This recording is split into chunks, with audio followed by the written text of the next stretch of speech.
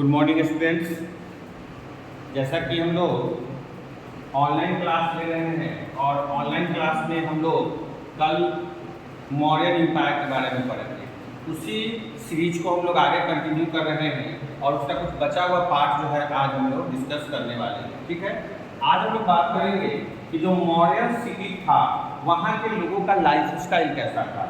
ठीक है, तो हमने टॉपिक दिया है लाइफ इन मौर्यन सिटी। ठीक है, जो मौर्यन सिटी था यानी जो मौर्यन एम्पायर का जो शहर था वहाँ के लोगों का क्या क्या रहने का तरीका था, वो उनका जीवन यापन कैसे चलता था, उनकी जो लाइवलीहुड थी वो किस पे डिपेंड करती थी। साथ साथ हम लोग ये भी देखेंगे कि वो ऑक्यूपेशन के मामले में क्या क्या करते थे, यानी उनका जो ऑक्यूपेशन था वो किससे चीज़ से संबंधित था। तो पहला ऑक्यूपेशन जो है वो है ब्लैक स्मिथ। वो ब्लैक स्मिथ का काम करते थे। ठीक है, ब्लैक स्मिथ समझ रहे हैं ना, ब्लैक स्मिथ कहते हैं मेटल वर्कर को। ठीक है ना, वैसे लोग जो मेटल का काम करते हैं उन्हें ब्लैक स्मिथ कहा जाता था। तो ब्लैक स्मिथ का यहाँ पे लोग काम करते थे। पॉटर्स थे, जैसा कि आपको पता ही है कि पॉटर्स जो थे ये अलग अलग प्रकार के पॉटर्स हुआ करते थे। ये क्या करते थे, ये डिजाइन करते थे बहुत सारा, जैसे ग्लास वगैरह का डिजाइन करते थे। ठीक है ना, उसके बाद अगर बात करें इनका डिजाइनिंग जो है वो पॉट पर दिखता था, बहुत सारा जो पॉट है। ठीक है, तो ये जो डिजाइनिंग का काम करते थे उन्हें पॉटर कहा गया। तो पॉटर भी यहाँ पे आपको देखने को मिलेंगे। आगे बात करें तो कारपेंटर, आपको पता ही है कारपेंटर जिसको बढ़ई कहते हैं। ठीक है ना, लकड़ी से संबंधित जो काम करते हैं, लोहा से संबंधित, उनको कारपेंटर कहा जाता है। यहाँ पे आपको मॉडर्न सिटी में आपको ब्लैक स्मिथ देखने को मिलेंगे, पॉटर्स देखने को मिलेंगे, कारपेंटर। उसके बाद अगर बात करें तो यहाँ पे ज्वेलर्स भी आपको देखने को मिलेंगे। ज्वेलर समझते हैं ना, ज्वेलर जो आभूषण का काम करते हैं, जो कहीं ना कहीं क्या करते हैं, आभूषण बनाते हैं, यानी ज्वेलरी का काम करते हैं, उनको ज्वेलर्स कहा गया। ठीक है, अदर आर्टिस्ट के बारे में बात करें तो और भी बहुत सारे अदर आर्टिस्ट यहाँ पे आपको देखने को मिलेंगे। तो ये मुख्य रूप से थे कौन कौन, black smith, potters, carpenter, jewellers, और भी बहुत सारे आर्टिशन थे और भी बहुत सारे कलाकार थे जिनको हम लोग बाद में डिस्कस करेंगे। लेकिन इतना याद रखिएगा कि ब्लैक स्मिथ, पॉटर, कारपेंटर और ज्वेलर जो थे ये मुख्य रूप से इनका ऑक्यूपेशन था मॉडर्न सिटी में रहने वाले लोगों का। बात करते हैं क्या क्या विशेषताएं थी, यानी सिटी का फीचर क्या था। तो मैं बार बार बता रहा हूँ आपको, यहाँ की जो गलियाँ थी ना, स्ट्रीट्स, वो काफ़ी वेल प्लान्ड स्ट्रीट्स हुआ करता था। सारे स्ट्रीट्स काफ़ी साफ सुथरे हुआ करते थे। स्ट्रीट्स के चारों तरफ लाइट लगा हुआ होता था। सोचिए, आज से हम लोग कितने साल पहले के बारे में बात कर रहे हैं, ये बात BCE की, और उस समय भी लोग इतना ज़्यादा कॉन्शियस हुआ करते थे कि जितने भी ये स्ट्रीट्स था ना, सब में वो लोग लाइट लगा देते थे, जिसको हम लोग स्ट्रीट सिग्नेज कहते थे। सिग्नेज एक प्रकार का लाइट हुआ करता था जो कि उस समय लगाया जाता था ताकि लोगों को परेशानी ना हो। ठीक है, तो हम लोग कहते हैं ना कि आज हम लोग बहुत बहुत ज़्यादा एडवांस हो गए हैं, ऐसा कुछ भी नहीं है। ये सारी थोड़ा सा एडवांस कर रहे हैं, हम चीज़ों में थोड़ा सा एडप्ट कर रहे हैं। बाकी जितनी भी चीज़ें हैं वो सब पहले कहीं ना कहीं हुई है। ठीक है ना, इसलिए याद रखिएगा कि वेल प्लान्ड स्ट्रीट था, जितने भी स्ट्रीट थी, जितनी भी गलियां थी, उसमें प्रॉपर ड्रेनेज सिस्टम हुआ करता था। आज आप देखिएगा कि मुजफ्फरपुर में जगह जगह नाली टूटा हुआ है, जगह जगह आपको गंदगी देखने को मिलेगा, लेकिन उस समय ऐसा नहीं था। अब आप कहिएगा सर उस समय ऐसा नहीं था, इसका बहुत बड़ा कारण ये भी था कि पॉपुलेशन कम था। नो डाउट पॉपुलेशन बहुत कम था उस समय, लोग चीज़ों को ज़्यादा समझते थे। आज पॉपुलेशन बहुत ज़्यादा है, लेकिन उसके अनुसार हम लोग कर भी तो सकते हैं ना। लेकिन आज हम चीज़ों को बेहतर तरीके से नहीं सोच पाते हैं, चीज़ों को बेहतर नहीं कर पा रहे हैं। तब के लोग थे वो चीज़ों को बेहतर तरीके से प्लान करते थे और उसको इम्प्लीमेंट भी करते थे। ठीक है ना, तो वहाँ के जो स्ट्रीट थे काफ़ी वेल प्लान थे। साइन बोर्ड लगा होता था जिसको हम लोग सिग्नेज भी कहते हैं, स्ट्रीट सिग्नेज। जैसे मान लो जैसे आज भी आप देखेंगे कहीं रोड वगैरह पे चलते हैं तो लिखा रहता है कि आगे डाइवर्शन है, आप थोड़ा धीरे चलें। आगे ये क्या बोलते हैं, ये बहुत सारा चीज़ लिखा रहता है। आगे लिखा रहता है कि स्कूल है, गाड़ी को थोड़ा धीरे चलाएं। ये सारा जो है उसको स्ट्रीट सिग्नेज कहा जाता था। स्ट्रीट सिग्नेज जिसको साइन बोर्ड भी कहते हैं आप। और प्रत्येक स्ट्रीट में क्या लगा रहता था, तो प्रत्येक स्ट्रीट में स्ट्रीट लाइट लगा रहता था। ठीक है, कुरियर्स कैरी मैसेज, ठीक है ना, जो कुरियर हुआ करते थे वो मैसेज को एक जगह से दूसरी जगह फॉरवर्ड करने का काम करते थे, जिनको कुरियर्स कहा गया। कुरियर्स आज भी देखते होइएगा कि आप अगर सामान वगैरह ऑर्डर करते हैं तो ये कुरियर्स ही हैं जो सामान को एक जगह से दूसरे जगह ले आने का या ले जाने का काम करते हैं। इनको हम लोग क्या कहते हैं, इनको हम लोग मैसेंजर भी आप कह सकते हैं, इनको मैसेंजर भी आप कह सकते हैं। तो कुरियर से जो कैरी करते थे मैसेज को, houses were mainly made of would, ठीक है। हाउसेज जो था ना, वो जो घर थे वो वुड के बने होते थे। बाद में उन्होंने थोड़ा सा और एडवांस किया और लेटर ऑन इसमें क्या किया, लेटर ऑन इसमें लोगों ने स्टोन का प्रयोग करना शुरू कर दिया। ये बाद में था, लेकिन कुछ समय केवल और केवल लकड़ी से ही घर को बनाया जाता था। तो घर जो था वो वुड से बना होता था। बात करते हैं कि मॉडर्न एम्पायर के लोगों का ड्रेसिंग सेंस क्या है, वे लोग क्या पहनते थे।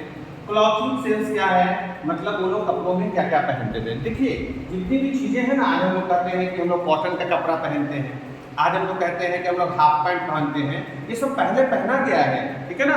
हम मॉडर्न एम्पायर में भी देखेंगे कि मॉडर्न एम्पायर के लोग कॉटन क्लॉथ पहनते थे, और वो भी कॉटन क्लॉथ काफी प्योर हुआ करता था, आज की तरह नहीं। आज आप कॉटन क्लॉथ पहनते हैं उसमें बहुत सारा मिलावट आपको देखने को मिलता है, वो प्योर नहीं होता था। लेकिन उस समय का जो कॉटन क्लॉथ था वो काफी प्योर हुआ करता था और लोग उसको अच्छे से पहनते थे। देखिए लिखा क्या है, कॉटन क्लॉथ में कॉमनली ओन्ड, कॉमनली यानी आसानी से मिलने वाला था। ये काफी चीप रेट में अवेलेबल था लोगों के पास, क्योंकि कॉटन की खेती होती थी उस समय। ज्यादातर लोग क्या थे, हमने पहले भी बताया था, ज्यादातर लोग एग्रीकल्चरिस्ट थे, ज्यादातर लोग फार्मिंग का काम करते थे, तो वो कॉटन उगाते थे और कॉटन से क्या बना लेते थे, क्लॉथ वगैरह बना लेते थे। तो ज्यादातर लोग जो थे वो कॉटन क्लॉथ पहनते थे।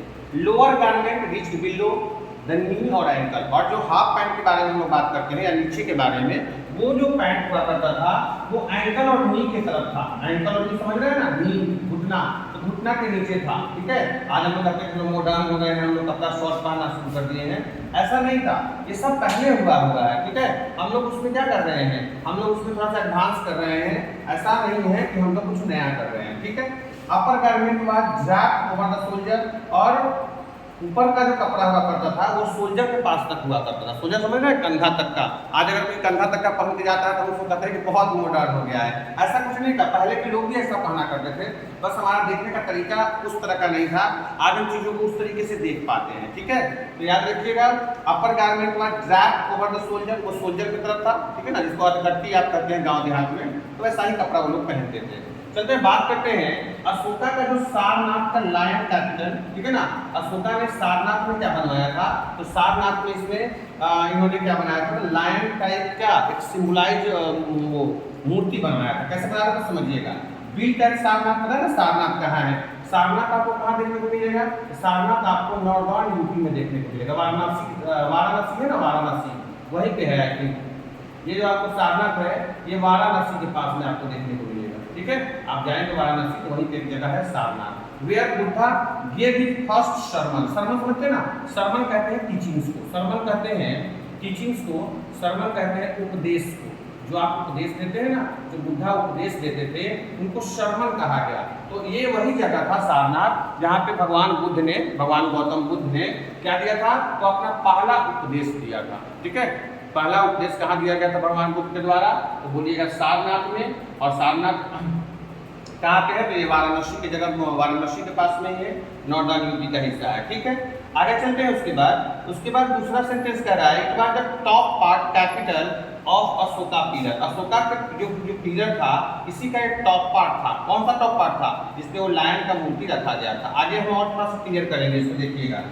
4 लायन रिप्रेजेंट रॉयल पावर, देखिएगा ना मूर्ति आपको अगर देखने को मिलेगा, मेरे पास तो इमेज नहीं है लेकिन आप बुक में देखेंगे तो मिलेगा।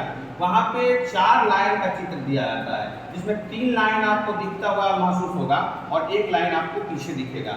वो रॉयल पावर को दिखाता था। रॉयल पावर का मतलब ये दिखाता था ना कि अशोका के टाइम में, ठीक है ना, in the time of Ashoka, ये जो मौर्यन एम्पायर था ये कितना समृद्ध हुआ करता था। ये जो मौर्यन एम्पायर था ये कितना प्रोस्पेरस हुआ करता था ना, उसके बारे में दिखाता था। तो क्या दिखाता था सर, तो ये आपका 4 लायन का जो चित्र है वो रॉयल पावर को दिखाता था कि अशोका के टाइम में मौर्यन एम्पायर कितना ज्यादा प्रोस्पेरस था, ठीक है ना। इसमें यहाँ पे किसी चीज की कोई कमी नहीं थी। ये सबसे शक्तिशाली एम्पायर में से एक था। ये सबसे क्या बोल सकते हो, स्ट्रॉन्गेस्ट या माइटिएस्ट बोल सकते हो, या माइटिएस्ट बोल सकते हो इसको, माइटिएस्ट ये क्या बोलते हैं एम्पायर में से एक था। आगे बात करते हैं, इसके नीचे ये 4 लाइन के नीचे किसका चित्र आपको देखने को मिलेगा, तो आपको वहाँ पे एलिफेंट भी देखने को मिलेगा, आपको बुल भी देखने को मिलेगा, हॉर्स भी, और तब जाके आपको लायन भी देखने को मिलेगा। तो ये 4 एलिफेंट का 4 एनिमल का जिक्र अशोका के पिलर में किया गया है। कौन कौन जानवर का है? एक एलिफेंट है, एक बुल है। देखो बुल किसको दिखाता है? बुल दिखाता है स्ट्रेंथ को, एलिफेंट भी दिखाता है स्ट्रेंथ को, ठीक है ना। हॉर्स दिखाता है बुद्धिमानी को, ठीक है ना, यानी बुद्धिमानी को, यानी आपको जो ज़्यादा तेज है उसको हॉर्स दिखाता है। और आपको पता है लायन के पास दोनों होता है, लायन के पास स्ट्रेंथ भी है और लायन के पास अपना बुद्धि भी है, ठीक है ना। इसीलिए लायन को हम लोग क्या कहते हैं? जंगल का राजा भी कहते हैं। इसलिए लायन का भी चित्र यहाँ पे दिया गया है अशोका के पिलर में। कहाँ है ये? इसको बनाया गया है सारनाथ में। चलते हैं हम लोग आगे हम लोग चलते हैं।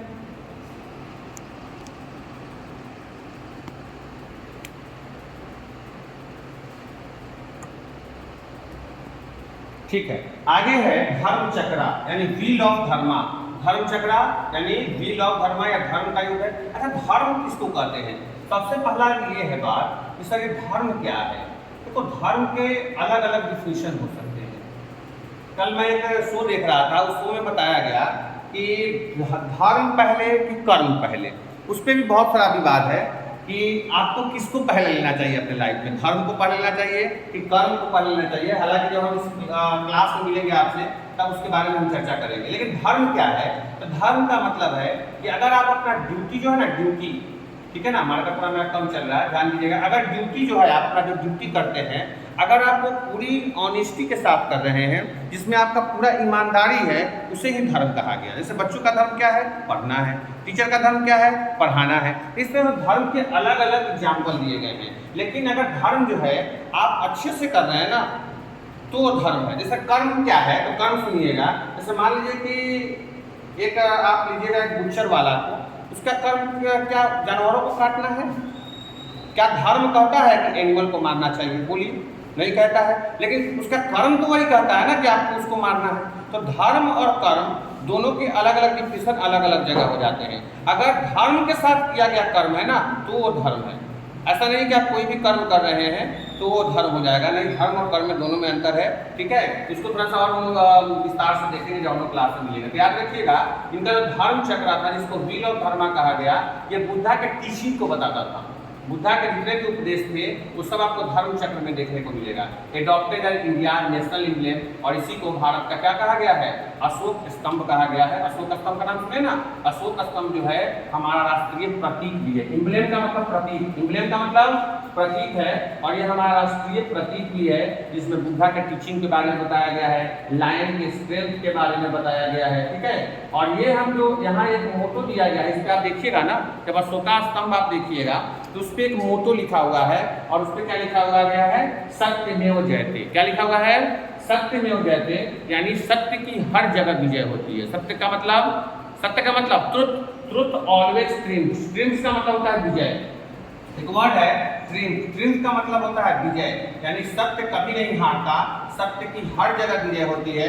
इसीलिए इसको कहते हैं सत्यमेव जयते। और इसको लिया कहाँ से गया है सर? इसको लिया गया है, कहाँ से लिया है? मुंडकोपनिषद से। कहाँ से लिया गया है? मुंडकोपनिषद से। याद रखिएगा, मुंडकोपनिषद जो है उपनिषद, ठीक है ना, वहीं से इसको लिया गया है। तो याद रखिएगा सत्यमेव जयते को, ठीक है। सत्यमेव जयते कहाँ से लिया गया है? क्वेश्चन बार बार पूछा जाता है, तो बोलिएगा मुंडकोपनिषद से लिया गया है। इसका मतलब क्या होता है? इसका मीनिंग जो है, इसका मीनिंग होता है ट्रूथ ऑलवेज ट्रिम्स, या एलोन, मतलब सत्य अकेला ही क्या है? विजय देता है। अगर आप सत्य के साथ हैं तो आपको कोई पराजय नहीं कर पाएगा, कोई आपको हरा नहीं पाएगा, आपकी जीत निश्चित है, ठीक है। और सत्यमेव जयते कहाँ पे लिखा गया है? तो ये लिखा गया है भारत के राष्ट्रीय प्रतीक पे, जिसको हम लोग अशोका पिलर के नाम से भी जानते हैं। चलिए हम लोग क्लास को यहीं खत्म करेंगे। कल हमारा इस चैप्टर का आखिरी वीडियो होगा, जो कि कंक्लूजन होगा, ठीक है। हम लोग पूरे चैप्टर जो पढ़े हैं उसको हम लोग कंक्लूड करेंगे, और कंक्लूड करके एक लेक्चर में उसको कंप्लीट करेंगे, ठीक है। आप इसका प्रॉपर नोट्स बना लीजिएगा। जब हम लोग क्लास मिलेंगे ना, तो इसके सारे नोट्स को हम लोग एक बार देखेंगे, और कोई भी अगर डाउट होगा तो हम लोग क्लास में उसको सोल्व आउट करेंगे, ठीक है। चलिए आज के लिए इतना ही। वीडियो को देखिए अच्छे से, और जो भी डाउट होगा उसको पूछिएगा। चलिए, बहुत बहुत धन्यवाद।